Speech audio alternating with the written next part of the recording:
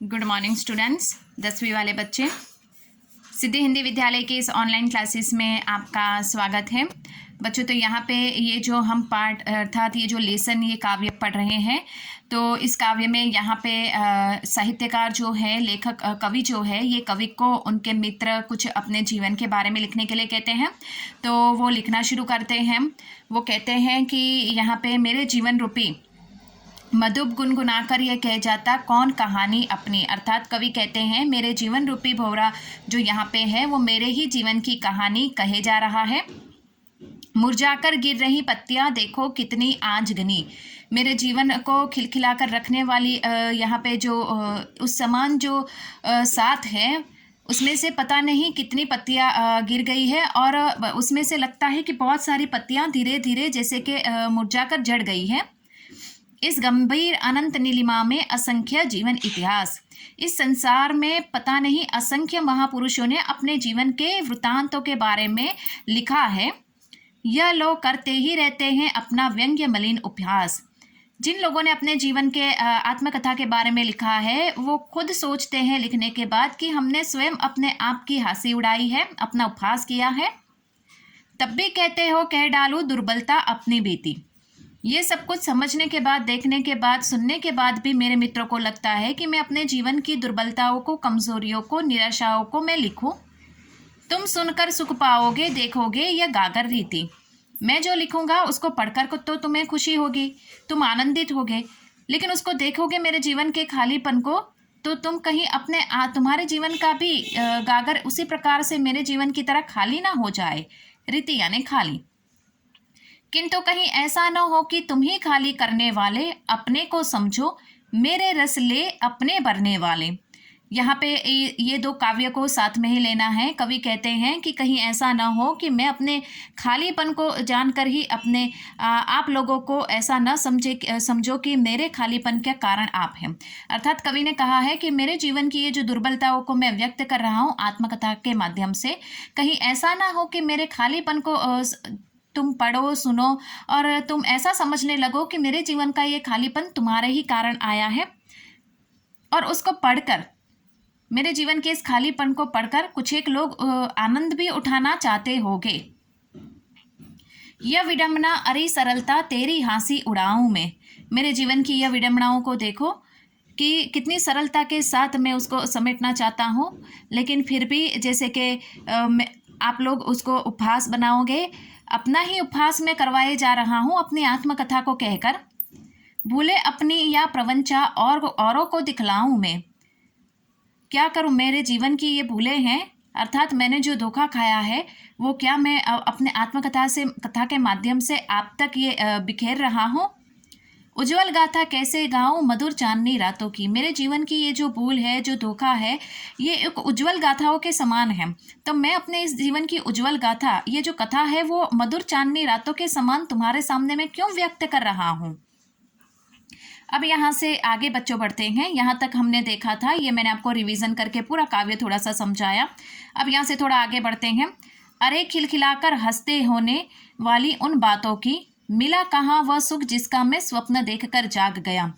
कवि कहते हैं कि मेरा जीवन में जो ये खिलखिलाकर हंसते होने वाली इन बातें, अर्थात मेरे जीवन में जो ये सब कुछ हो रहा है, जो मेरे जीवन का सुख है, कवि कहते हैं खिलखिलाकर हंसना यानी मेरे जीवन का ये जो सुख है, जो क्षणिक सुख है, जो पल भर के लिए है, वो किस प्रकार से मैं तुम लोगों के सामने व्यक्त करूं। वो एक स्वप्न के समान है। मैं हंस हंस के अपने दुखों को तुम्हारे सामने बता रहा हूँ अपनी आत्मकथा के माध्यम से। मिला कहाँ वो सुख जिसका मैं स्वप्न देख कर जाग गया। कवि कहते हैं कि मुझे वो सुख नहीं मिला जिसकी मैं सपना देखता था।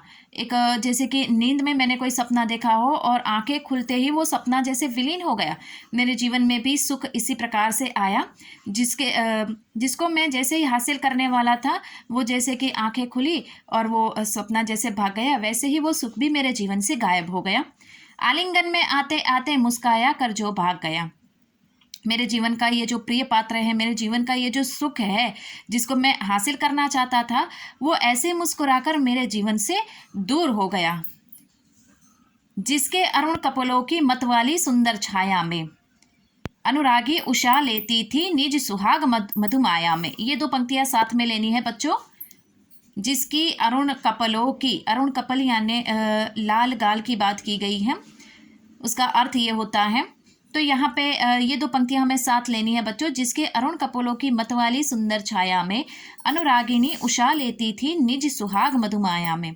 कवि कहते हैं कि मेरे जीवन का ये जो प्रिय पात्र है, मेरे जीवन का ये जो प्रिय पात्र का चित्रण उन्होंने किया है, वो कहते हैं कि वो इतने यहाँ पे अनुरागिनी उषा, उषा यानी भोर, सुबह, ये जो सुबह होती है उसने मेरे जीवन के प्रिय पात्र का प्रिय पात्र के जो उसके जो सुंदर सी मुखाकृति है, उसके जो लाल गाल है, वहाँ से उसने जो लाली चुराई है और सुबह ने अपने जैसे कि अपने सुंदर सी यहाँ पे सुंदर सा यहाँ पे श्रृंगार किया है। ध्यान से सुनिएगा बच्चों, इसका क्या अर्थ होता है वापस एक बार। जिसके अरुण कपोलों की मतवाली सुंदर छाया में अनुरागिनी उषा लेती थी निज सुहाग मधुमाया में।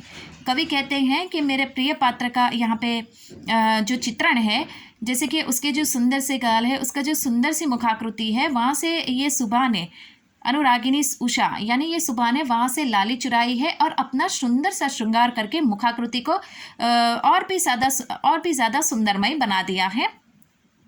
उसकी स्मृतियाँ पाथे बनी हैं थके पथिक की पंथा में। अर्थात यहाँ पे मेरा जो प्रिय पात्र है उसकी जो स्मृतियाँ यानी कि उसकी जो यादें हैं, ये यादें मेरे जीवन के पथ को, मैं एक पथिक हूँ, मेरा जीवन का ये जो पथ है, रास्ता है, वो काटने के लिए उसकी यादें काफ़ी हैं। यहाँ पे कवि ने अपने जीवन के जो प्रिय पात्र है उसके साथ हो सकता है कि शायद उसका मतलब ज़्यादातर हम यहाँ पे कह सकते हैं कि वो उनसे दूर हो गया है, अर्थात उनकी मृत्यु हो गई है। तो कवि ने यहाँ पे वो दुख जताया है कि उसकी जो यादें हैं, वो यादें मेरे इस जीवन रूपी पथ को काटने के लिए काफ़ी हैं। सिवन को उघेड़ कर देखते क्यों मेरी कंथा को, अर्थात कवि कहते हैं कि इसलिए कवि कहते हैं कि मेरे जीवन की कथा को जानकर तुम क्या करोगे, मेरे अतीत को तुम कुरेदोगे, उसमें उन्हें मौन ही रहने दो। सिवन को उघेड़ यानी कि यहाँ पे कवि ने कहा है कि कुरेदना मेरे जीवन की इस, कवि कहते हैं, वापस सुनिएगा बच्चों, सीवन को उघेड़ कर देखोगे क्यों मेरी कंथा को। कवि कहते हैं मेरे जीवन की ये जो कथा है तुम जानकर क्या करोगे, मेरे अतीत को कुरेद कर तुम्हें क्या मिलेगा।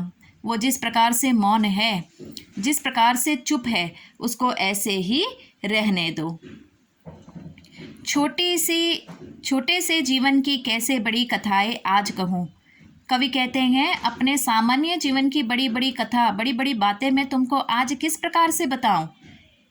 क्या यह अच्छा नहीं कि औरों की सुनता मैं मौन रहूं। कवि कहते हैं बेहतर यही है कि मैं मौन रहूं, दूसरों की गाथाएं सुनता रहूं। वापस एक बार ये दो पंक्ति ले लेते हैं। छोटे से जीवन की कैसे बड़ी कथाएं आज कहूँ। कवि कहते हैं मेरे इस छोटे से जीवन की मैं बड़ी बड़ी कथाएं मैं कैसे आज तुमको बताऊं। क्या ये अच्छा नहीं कि औरों की सुनता मैं मौन रहूं। कवि कहते हैं उससे अच्छा तो बेहतर यही होगा कि मैं दूसरे की लिखी हुई आत्मकथा को पढूं और मैं चुपचाप ही रहूं। सुनकर क्या तुम भला करोगे मेरा भोली आत्मकथा। वे कहते हैं कि अभी उनके जीवन की कथा सुनने का समय नहीं आया है। सुनकर क्या तुम भला करोगे मेरी भोली आत्मकथा। कवि ने बताया है कि मैं अपने, अभी मेरा वो सही समय नहीं आया है कि मैं तुमको अपने जीवन की आत्मकथा बताऊं। मेरी आत्मकथा सुनकर तुम क्या मेरा भला कर पाओगे। अभी समय भी नहीं, थकी सोई है मेरी मौन व्यथा। मेरा अतीत को मत कुरेदो, उन्हें मौन रहने दो। अभी वो सही समय नहीं आया है कि मेरी जो यहाँ पे कथा जो है उसको मैं तुम्हारे सामने व्यक्त करूँ। वो जिस प्रकार से सोई हुई है उसको उसी प्रकार से मौन यानी शांत मेरी दुखों अर्थात मेरी निराशा, मेरी वेदनाओं को तुम सोए ही रहने दो। उसको मत कुरेदो, उसको मत जगाओ, वरना तकलीफ किसको होगी, कवि को खुद। तो बच्चों यहाँ पे ये जो काव्य है, ये काव्य हमारा यहाँ पे इतना सा ही है। ये काव्य हमारा यहाँ पे ख़त्म होता है। नेक्स्ट वाले वीडियो में वापस एक बार ये काव्य की हम चर्चा, मैं बार बार कह रही हूँ नेक्स्ट वाले, और मैंने जहाँ से भी आपको रिवीजन करवाया है पूरे कविताओं से, जैसे कि हमें एक ही वीडियो में हमें 5 से 6 लाइन हम पढ़ते हैं, लेकिन फिर भी मैं आपको पूरे काव्य का रिवीजन करवाती हूँ। तो जब इसके स्वाध्याय, अब यहाँ से बच्चों ये काव्य हमारा यहाँ पे ख़त्म हो जाता है, लेकिन इसके साथ साथ हम क्या करेंगे, यहाँ पे उसके साथ जो जुड़े हुए स्वाध्याय के प्रश्न हैं उसकी चर्चा करेंगे। और स्वाध्याय के प्रश्न की चर्चा करने से पहले हम यहाँ पे वापस एक बार उस काव्य के भावार्थ की चर्चा करेंगे। Thank you.